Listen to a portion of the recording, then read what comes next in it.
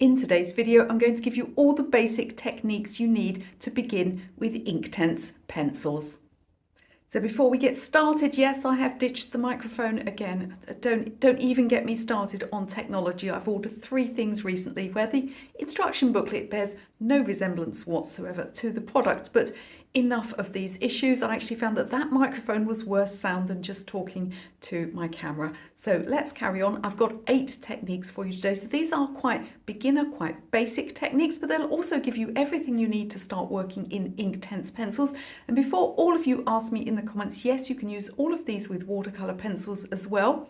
There certainly are some differences between Inktense and watercolor pencils.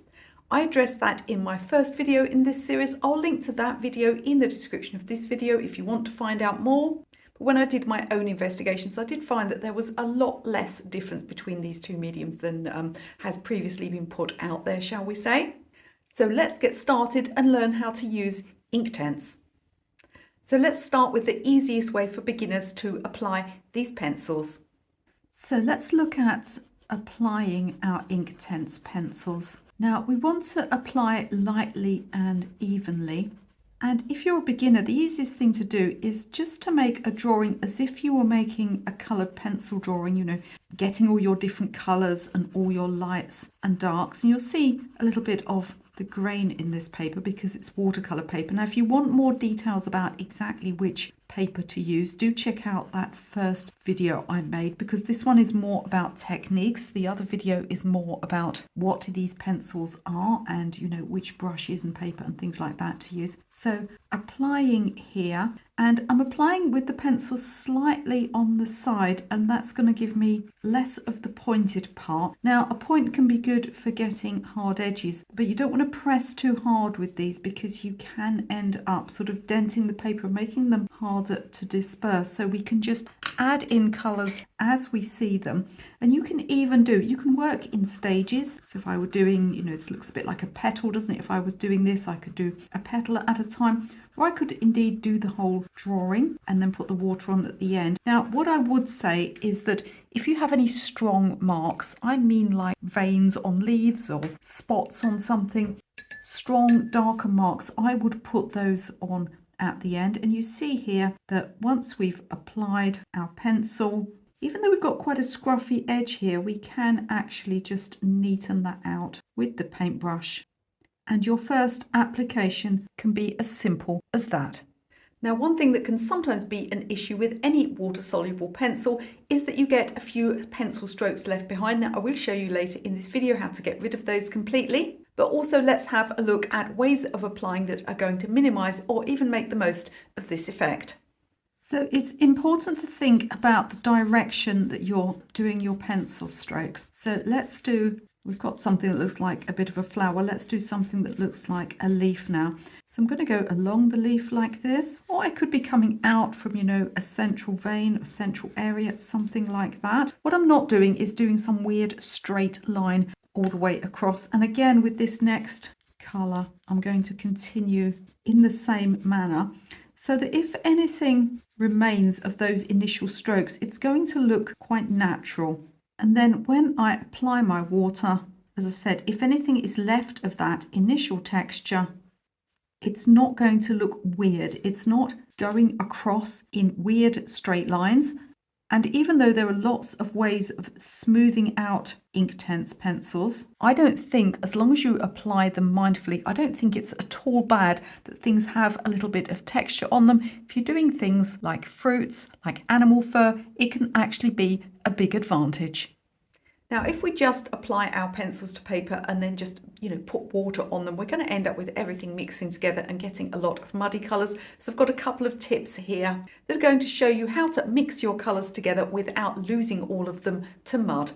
Let's talk about water control. So I've gone back to those first 2 colours and let's blend those together. I really like that combination, but what can happen is that you can just end up losing those 2 original colours and just ending up with one colour. And I've also got too much water on here because you see that it's puddling, and although it won't be as likely to leave drying lines as traditional watercolor, there's still a chance of uneven drying where we've got puddles like this. So basically I've had two colors on the paper and I've just mixed them together. There's nothing wrong with doing that if that's the effect you're looking for, but we want this lovely effect that we got in the first one where the colors remain separate. I'm going to show you more about this in a moment, but let's think about two things: rinsing and drying your brush. Now, I don't mean getting it bone dry, but I mean just taking the excess water out as and when you need to. So I'm going to start up here. Now I'm starting to pick up some of the red. We've got a cat hair in this as well. Cat hairs feature in many of my videos. I've only got one cat. Imagine if I had 10 cats, it would just, you'd barely be able to see the paint, would you? So I'm starting to get that mixing together effect now. So what I need to do is stop, rinse my brush, take the excess out of it, and then I can come in here. And then we can take this as far as we want. I could, for example, if I wanted to spread this red around the edges, I could come up like this. But if I didn't want to do that and I wanted to just go back into this orange area and work some more, I would just rinse and dry my brush before carrying on. So it's really important with these Inktense pencils that you regularly rinse your brush when going between different colours, and that you have something on hand to blot. If you don't like paper towel like this, you can of course use an absorbent rag.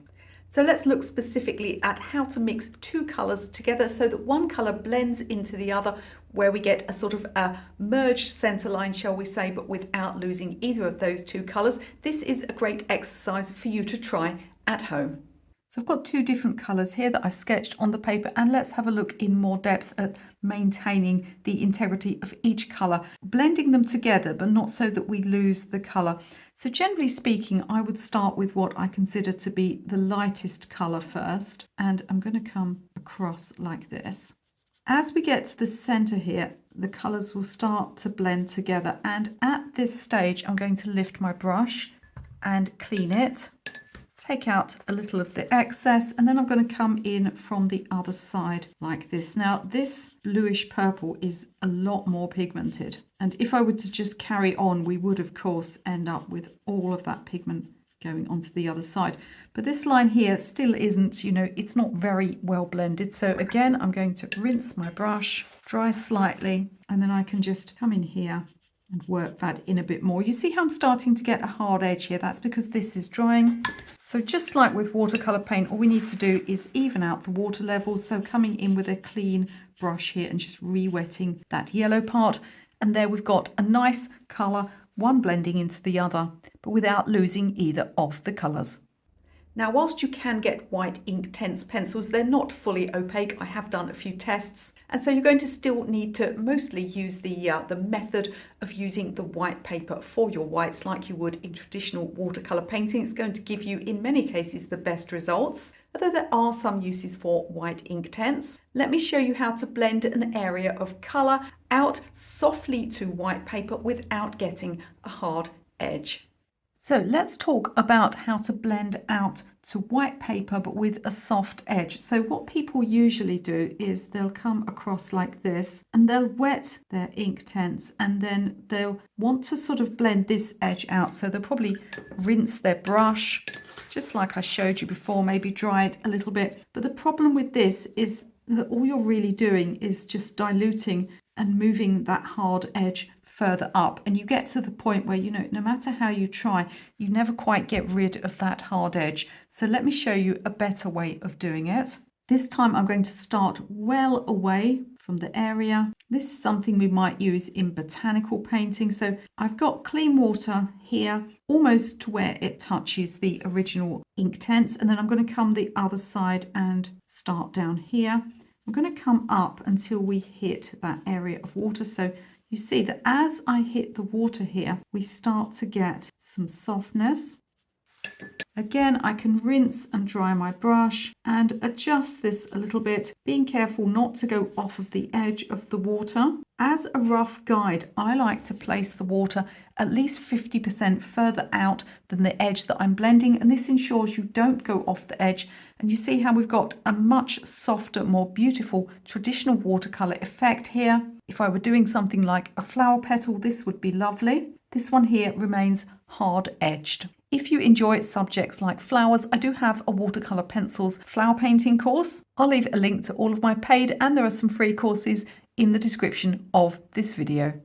So we're about halfway through this video, and you may not be aware, but this channel is fully cat approved. So I would love you to subscribe to the channel. It's completely free. If you click the bell, you can be notified every time I have a new video for you. It would also be so helpful if you could click the like button, leave me a comment or share with a friend who might find this video helpful. It just helps me to get this channel out to more people so more people can learn how to paint and draw.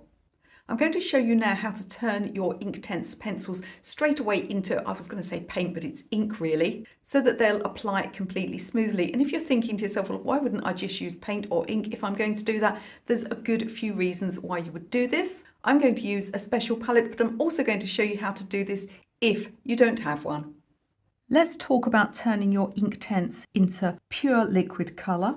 I've got a palette here. This is a Caran d'Ache palette, and these are specifically for water-soluble pencils, whether those are watercolour or Inktense. It looks smooth, but it's actually got a very fine surface, so we can sketch on it like this, and then we can turn our pencil into liquid colour. We can even, if we want to, mix more than one colour together. So let me tell you when you might want to do this and what to do if you don't have one of these palettes. Now you might think, well, why bother to do that? Well, you know, if you're going to use pencils, why bother turning them into liquid colour? Well, there's lots of reasons. First of all, you might be travelling, you might not have access to paints, or you might not own any paints. You might want to use the exact colour you were using in the pencil form. You might also have an area where it's really important to get a smooth application, perhaps more important than on the rest of your picture. An example might be a background wash. It's really effective to do a soft background wash in a medium like this and then go on top once that's dry. And I will be doing some full Inktense tutorials for you here on the channel. I'm also making a full beginner's watercolour pencil and Inktense course. I'm going to combine both mediums in the same course. Now, what do you do if you want to get this effect but you don't have one of those little palettes? Another way of doing this is just to grab a piece of scrap watercolour paper. Now, you will lose a little bit of pigment like this because some will be absorbed into the paper, but it still works very well, especially for smaller areas where you don't need to mix as much up. I've also heard people say that they've had good effects with some of those cheaper plastic chopping boards like you get for the kitchen. Obviously don't use the same ones that you prepare food on, but you can go into one of those really low price household stores and you can find all sorts of plastic chopping boards that have got a little bit of texture on, so you may be able to make your own sort of palette. Although I have to say this one from Caran d'Ache is very reasonably priced and works exceptionally well. Let's look at a couple of more advanced techniques now. And let's start by my favourite way of using any water-soluble pencil, and that's in combination with watercolour paint, or as I showed you in the last tip, in combination with pencil that you have turned into ink previously.